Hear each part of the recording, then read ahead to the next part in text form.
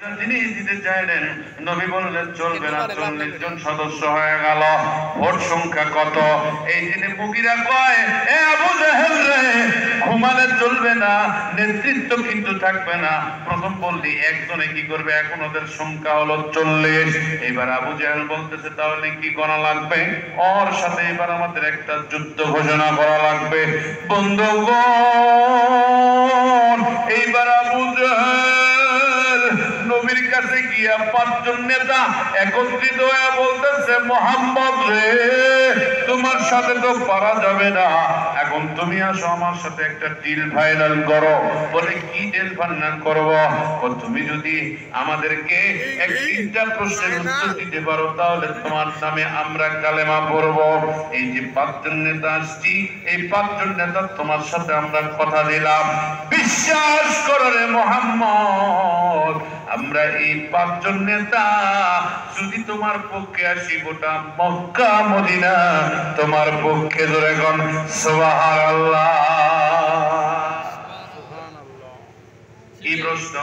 কদিন ঠিক করো, কোন দিন? দিন হলো সোমবার। ধরে কোন দিন? সোমবার দিন রাত 9 ঘটিকা, পূর্ণিমার চাঁদ, বড় বড় আলো।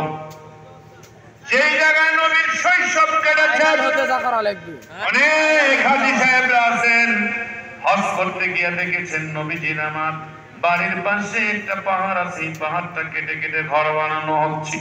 ওই পাহাড় সুড়ঙ্গ করে হাজীদের যাওয়ার জন্য একটা রাস্তা বানা হয়েছে আরাফার ময়দানের দিকে।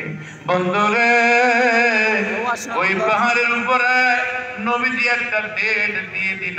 এই ডেটের মধ্যে থাকলো কয়জন? 40 জন তোমার থাকবে, আর ওদের থাকবে গোটা মক্কা মদিনার লোকজন।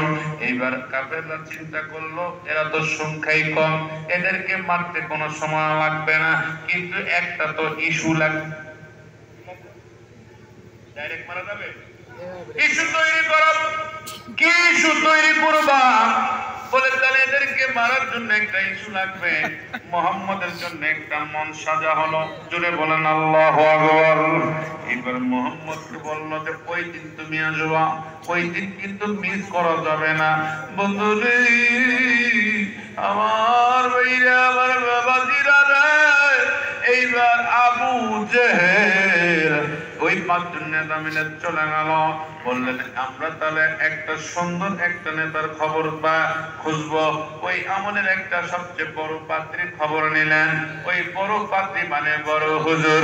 বন্ধুগণ রে, এতদিন বাইতুল মুকাররমের দিকে হুজুর আছিল, ওই রকমের সেলসেলা মারা হুজুরের